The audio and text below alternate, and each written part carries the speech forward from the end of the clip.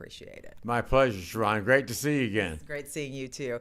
Well, first of all, I want people to learn who you are. For us here in the Houston area, Harris County, and all of Southeast Texas, we've known you for years, but give people a little bit of background on how you started this furniture company. Many years ago, I was in Dallas, and I'd just been fired from a job at a convenience store. I was feeling sorry for myself and stumbled in the TV room in my folks' house one Sunday morning, turned the television on, and there was Oral Roberts.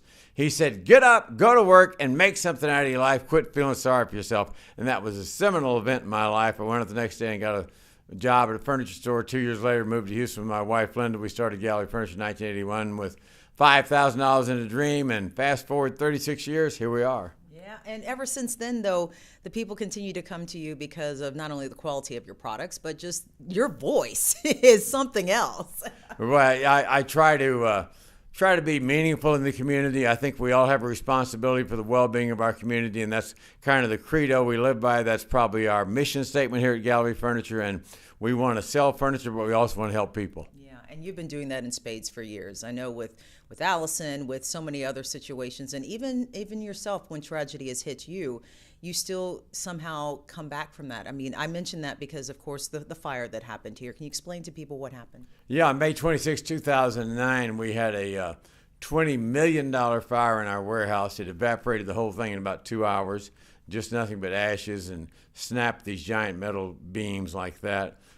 It was very difficult, and the next day I was at the new Gallery Furniture store, Post Oak. We'd opened 2 months before. People were accusing me of arson and all these things, and customers came in and bought furniture just to support us, even though they didn't need furniture. We found a warehouse by 4 o'clock that night because of the help of the community and the good Lord's grace, and delivered $250,000 worth of furniture that day and never looked back.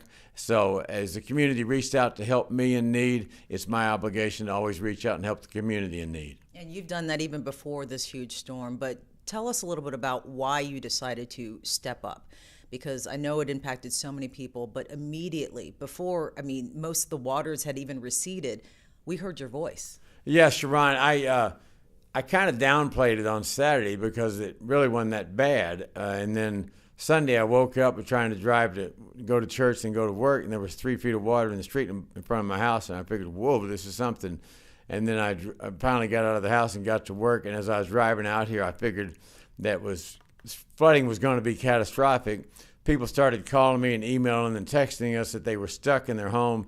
They need to be rescued. So we have these big 24-foot box trucks that go through about 5 or 6 feet of water. We dispatched 10 of our drivers all over the community. They went out and picked people up. They picked them up off of bridges. They picked them up out of homes full of water. They picked them up on the walking down the street in 5 foot of water. We brought in 200 evacuees to this site. Another 200 came in their cars. We opened up our Grand Parkway store, which is West Houston, and another 400 people came in there. So the past 3 nights, we had about 400 people at each location living at Gallery Furniture. But don't worry, we got lots of mattresses, lots of sofas, lots of recliners, lots of place for them to get a good night's sleep. Yeah, definitely. And you don't have to do this. Why did you feel that it was necessary? You could have stayed at home. You could have stayed just in the confines of the comfort of where you were, even though the water was coming close. It hadn't gotten to your house yet. You didn't have to do this. Why did you say, I'm stepping up, I'm doing this? These are my people. I can't leave them. They won't leave me. Right's right, wrong's wrong. Never a question. For others out there who criticize maybe why we didn't leave, why we all stayed here, and why we're helping others now, what can you tell them? You know, if we all had a crystal ball, we could read the future. And they want to criticize Mayor Turner, whoever.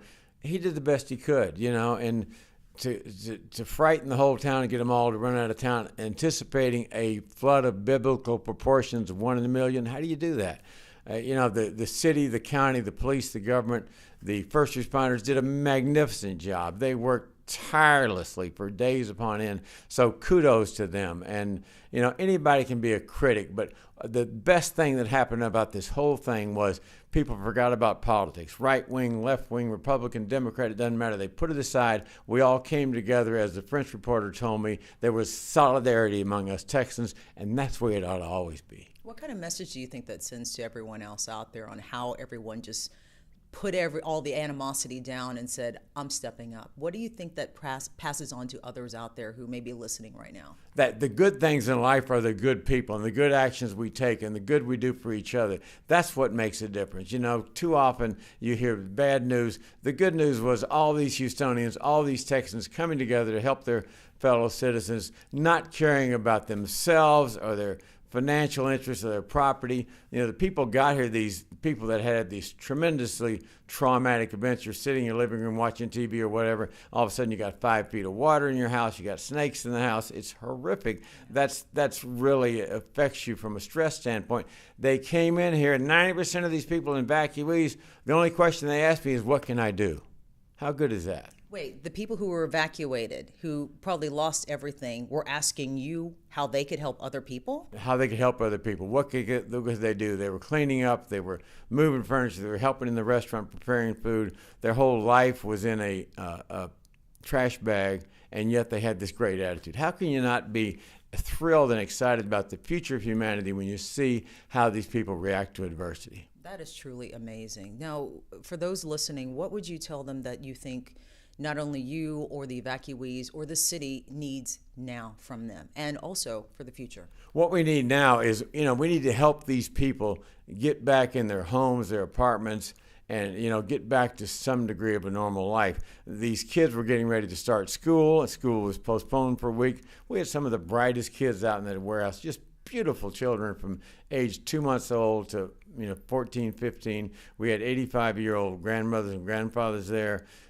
But we had to help these people get reestablished in their homes. And so somebody was asking, do we bring water? Do we bring baby formula? Do we bring clothes? We got lots of that. Some evacuee told me what we need is cleaning supplies. I never thought about it in a million years, but they're going back to their homes, going back to their apartments. They've got the sewer backed up, the water's everywhere, the mold, the mildew. So if people bring cleaning supplies to Gallery Furniture, the evacuees can come here and pick them up, and we're going to get all these volunteers that want to help to go to these people's homes and help move out all the nasty stuff and get the house cleaned up and get them back to a normal life. So I think that's real important, and we're also going to be working on job training and more jobs for Houstonians, more jobs for Texans. I think that work is life's greatest therapy. When we get these people back to work, it's good for their mental state of mind. Definitely. And this is not something that's going to just take place for the next week or two. This looks like it's going to be months, if not, for some people, maybe years on getting back on their feet. It's going to be years. People ask me, who should I donate money to? I said, donate to the American Red Cross. They're doing lots of heavy lifting now, but they're going to be doing heavy lifting for years. There's going to be 4 or 5 years till this thing is over. So we're just in the barely started the first quarter. The hurricane's over. Now comes the hard part of rebuilding lives, rebuilding communities, rebuilding homes. And also some local organizations like the United Way that's locally here and specifying, I guess, the Harvey Fund, so people know specifically we want our money to go there too. Yeah, there's lots of great funds and lots of great community leaders that are helping these people. And we just got to remember that it takes an entire village to raise a child, and we're all children, and we all got to help each other. That's true. Any final message you want to give to everyone out there? The message I got from these evacuees, the message I got from our great employees is the message of hope, the hope of the human spirit, that no matter what happens, there's always hope for a better tomorrow. And if we work together and put politics aside, come together, like the French guy told me, in a spirit of solidarity, we can accomplish anything, Sharron. Thank you so much.